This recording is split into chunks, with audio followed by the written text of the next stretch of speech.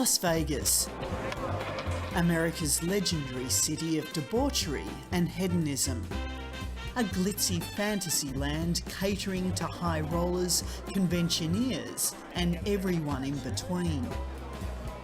Even those tying the knot in whatever manner their hearts desire.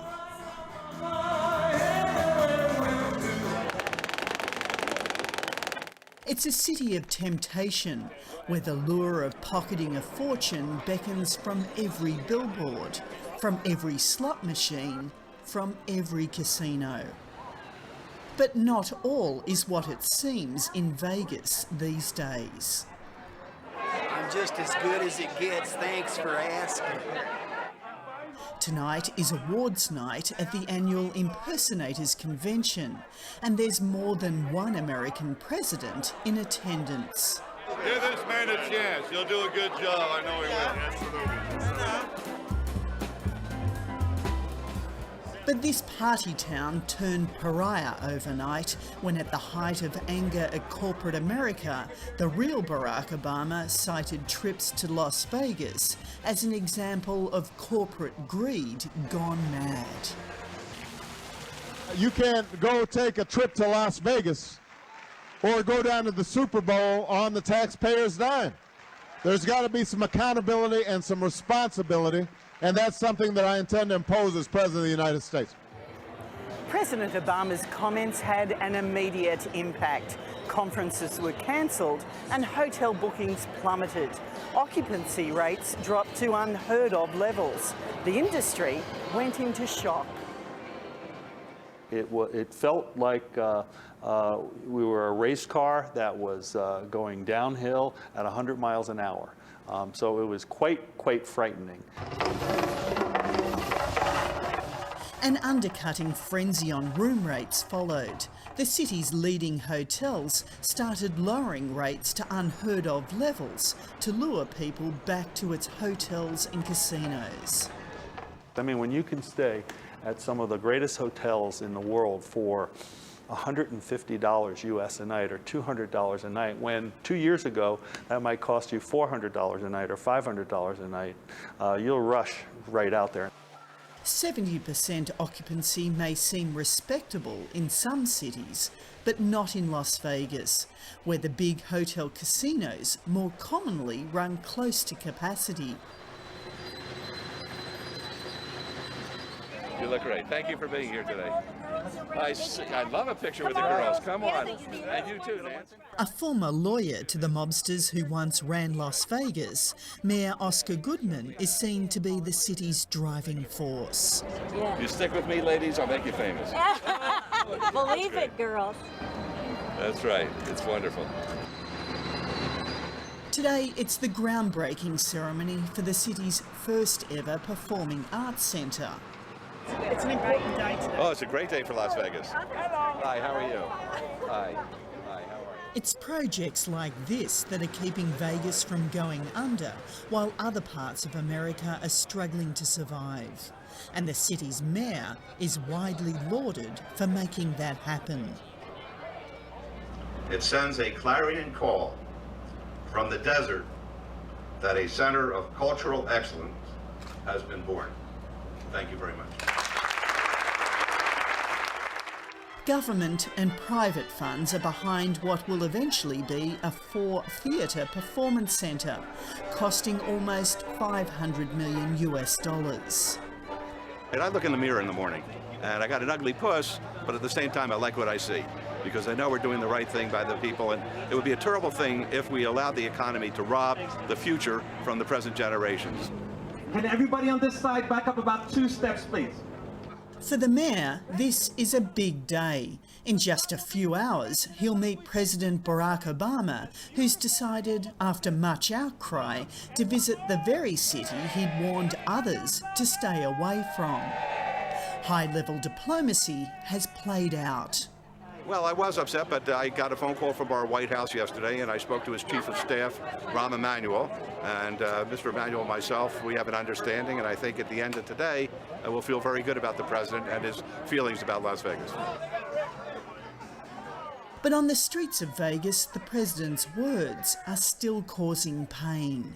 Vegas is a place that people come from all over the world. We've really seen a big dent ever since he said it. It seemed like the day he said it, it made a change. This group of protesters have positioned themselves in front of the hotel where President Obama is holding a fundraising dinner for a party colleague. I own my own small business, and I've really seen a big cut in my income. It's been very difficult. I wish he would just apologize. That's all we're really asking for, is for him to take back what he said. While no apology was forthcoming, politics and economics were clearly on the table. A presidential endorsement of Sin City was extended. There's nothing like a quick trip to Vegas in the middle of the week.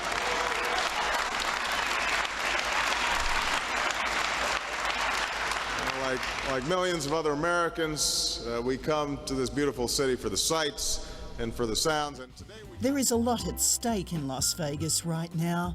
The entire city is counting on this project bringing more people and more money to town. And one of the biggest names in the gaming business, MGM Mirage, has placed on the table the biggest bet in the city's history, in the hope this mega development pays off. Well, not only is it the largest investment ever made privately in the United States at $8.5 billion, no one's ever put that kind of money into a single project before. No private company has. But certainly it's the largest for us here in Nevada. For casino and resort operator MGM Mirage, which owns most of the major hotels up and down Las Vegas's Strip, this is make or break stuff. Well, City Center is critical not just for the company. City Center is critical for our community and our state. I think it's critical to realize that the state of Nevada, the city of Las Vegas, doesn't have a lot of economic activity planned out over the next few years. City Center is it. There may be one or two other developments, but to be honest, their futures are a bit shaky right now. We've had a couple that have just stopped dead in their tracks.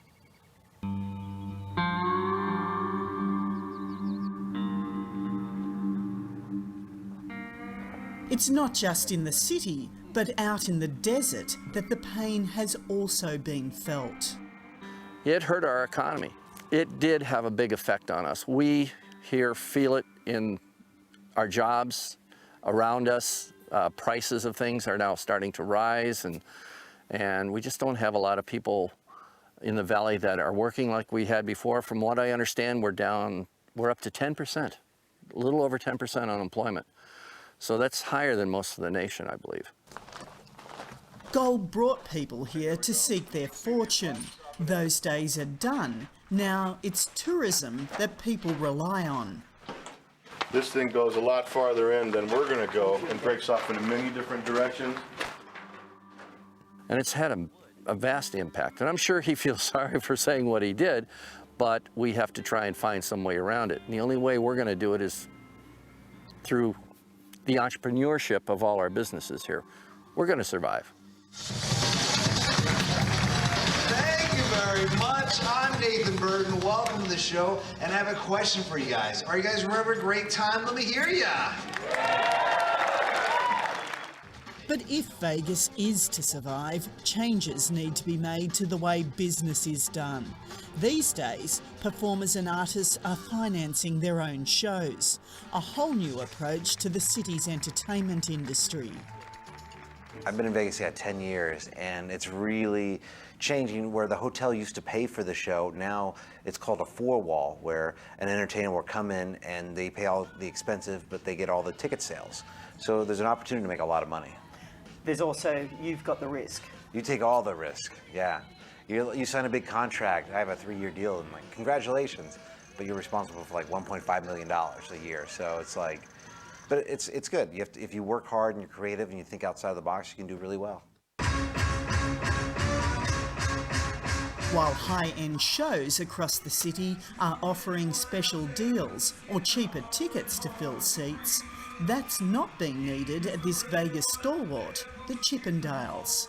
We've been sold out. We have having to put the sold out sign out every night, and I think it works because It is a place to come and escape everything that's going on with your life.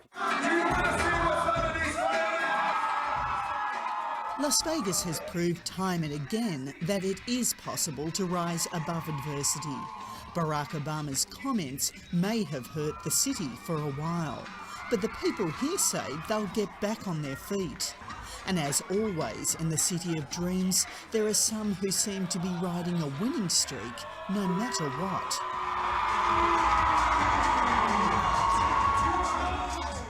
These performers say they don't care about America's economic ills.